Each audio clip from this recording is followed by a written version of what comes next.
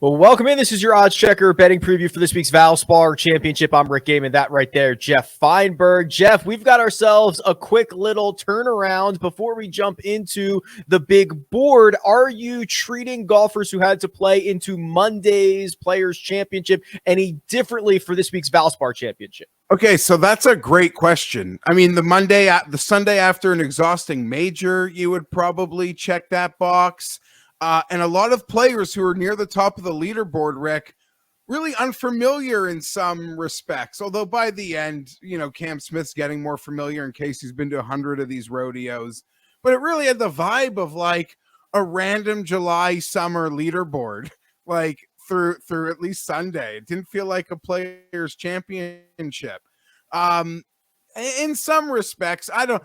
Like, if there's a guy I want to fade, I'll make the case he's exhausted. If there's a guy I want to back, I'll talk myself into like he's ready to roll. This all works for him. And if there's a guy that missed the cut, I'll be like, what a blessing in disguise. Missed a bit of a shit. Although even the guys that had to play 2 rounds, that was an exhausting sort of long, drawn-out process as well.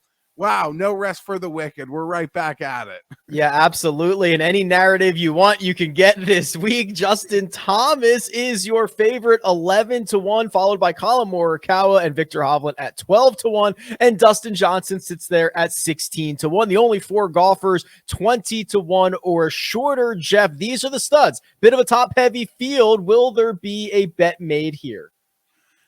At the moment, I really don't anticipate it, Rick.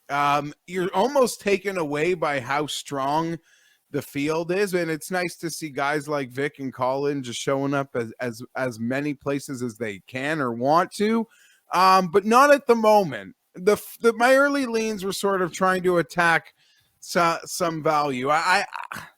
I'll be hard-pressed to make a move in this range, but you never know. I could catch a taste for it. It backfired on me bigly with Rahm last week, so I'm going to feel a little scorned at the moment, to be perfectly honest, up at the top. All right, well, let's continue down the board here. Still some viable names. Xander Schauffele, 21-1. That number you should definitely shop on the grid. Louis Oosthuizen as well, 24. Paul Casey just withdrew from this event, so don't bet him at 25-1. Save your bullets. And we've got Sam Burns, Terrell Hatton, Brooks Koepka, and Shane Lowry rounding out the 20-1 range here, Geoff.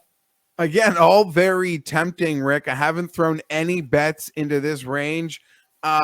Burns sort of fell apart, although he walked a tightrope through a lot of it. But, defending champ, and we've seen guys that win here come back and contend here quite often.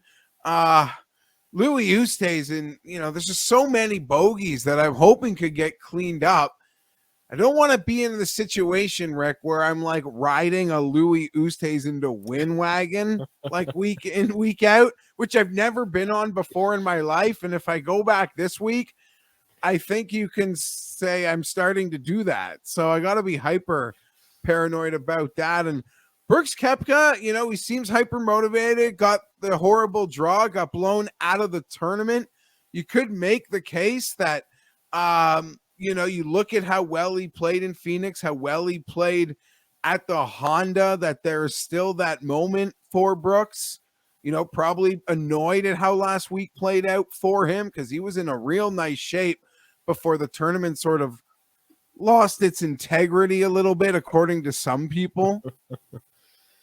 There is one name. So I like the Louis angle, but it might just be matchups and kind of top tens for me when it comes to Louis as opposed to straight outrights. As we enter the 30s here, Geoff, Abe Answer at 34-1 at FanDuel, again, as short as 28-1. So you're going to want to use the grid for this. There are some I don't want to say comps to some of these less than driver courses, but this is a more tree-lined Florida course than you would normally expect. Water is out there, but it's not necessarily as in play. Abraham Answer, 34-1, has my attention, but there are still some big names here. Guys that played well enough at times last week. Keegan Bradley, 60-1. Bubba Watson, who for 2 rounds was phenomenal, 60-1. Jason Kokrak's won a couple of times here in the last 18 months. He's 40-1, Geoff. Are any of these doing it for you? Yeah, I could see myself starting at the very top of this range, Rick. Both Answer and Fitzpatrick really do stick out to me. Although that's kind of like, I could afford to go to a nicer restaurant, like in those 20s if I want to. Am I like buying back? But I do feel specifically for this event and those historical winning scores, other than, maybe one or two guys showing up that I really kind of am caught off guard by, Fitzpatrick and Answer at the top of this range really do work. For Answer, just sort of seeing any positive signs, I think is a nice step, and we've started to see that, and this is a layout that works for him. And Fitzpatrick, I kind of laughed at the chalk and the people, not laugh, but like, I'm not playing him at Bay Hill. He seemed real popular last week with the, fantasy chalk and the odd. I was just passed on it hard. Although right beside him was that Cam Smith winner that went right over my head. But I like that he missed the weekend. That's kind of the case I could make for a guy like Fitzpatrick here. You shoot 2 under a day, unless someone barnstorms it, you're kind of right in this thing, as history tells us. Yeah, absolutely right. And if you want to start throwing some darts a little bit lower here, Russell Knox is 70-1. Gary Woodland, same number. Knox played well last week. Adam Hadwin, for me, showing a lot of signs of improvement, especially in the iron game. And he's, of course, a past champion at this event, 75-1. So is this kind of the dart throw range here for us, Geoff? Are we more comfortable firing multiple bullets here? So the first message I sent out this morning was to a mutual friend of ours saying, Woodland week, 70-1, let's go. They responded like, buddy, I've been up an hour. It's already been in. So yeah, Gary Woodland, 70-1.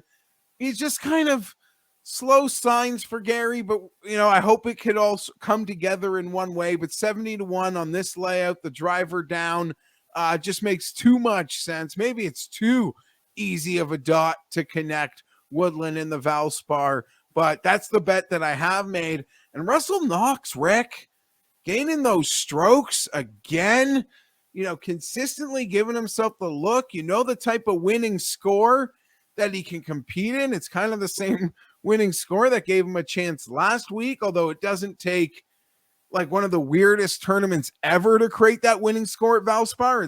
It's just sort of seems to happen consistently, or, you look at the past winning scores. So Russell Knox right there for me. And, even a few guys, this is all these guys that contended last week. Kisner, Varner, your boy going even farther, Aaron Weiss, a lot of enticing names that found their way into a bit of life as we get into this tournament. Woodland and Knox are great examples of why you should be using the grid. Gary Woodland anywhere from 45-1 to 70-1. Russell Knox anywhere from 50-70. So make sure you're getting the best number. I've said I'll take Aaron Wise through the Florida swing. I've got one more crack at it. So that 90-1 ticket has my name all over it. And Geoff, as we enter the triple digits and beyond, any final thoughts, any final wagers, any final options down here? I guess at this moment, with this first look, the board having just sort of come out, you see a guy like Molinari who feels like he's getting comfortable. This is the type of layout that would work for him. Matthias Schaub, another guy who I think could get around a place like this well, but not going to lie, Rick, I haven't really done much back here at all. If our boy Svensson can keep his form up, there's 200 to ones on him. Shopping that grid as low as 120, as low as 100 at the moment. So that's pretty, grid 101 right there. But right farther back than that, I'm not going to lie, I haven't gone swimming. I know this is going to sound like the softest thing to say, but that tournament was I can't even get it out. It was exhausting from home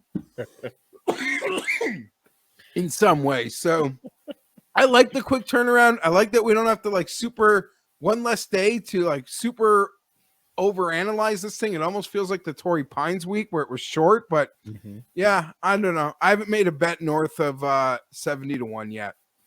Neither have I, but I will eventually get there. Patton Kizzire made 10 birdies in the final round. I think he only shot 5 under en route to that score, but we'll keep an eye on those numbers. Obviously, the grid is available, and with this quick turnaround, lots of discrepancies in numbers. That's Geoff Fienberg. You can follow him on Twitter at gfienberg17, and you can follow me at Rick Run Good. This has been your odds checker betting preview for this week's Valspar Championship.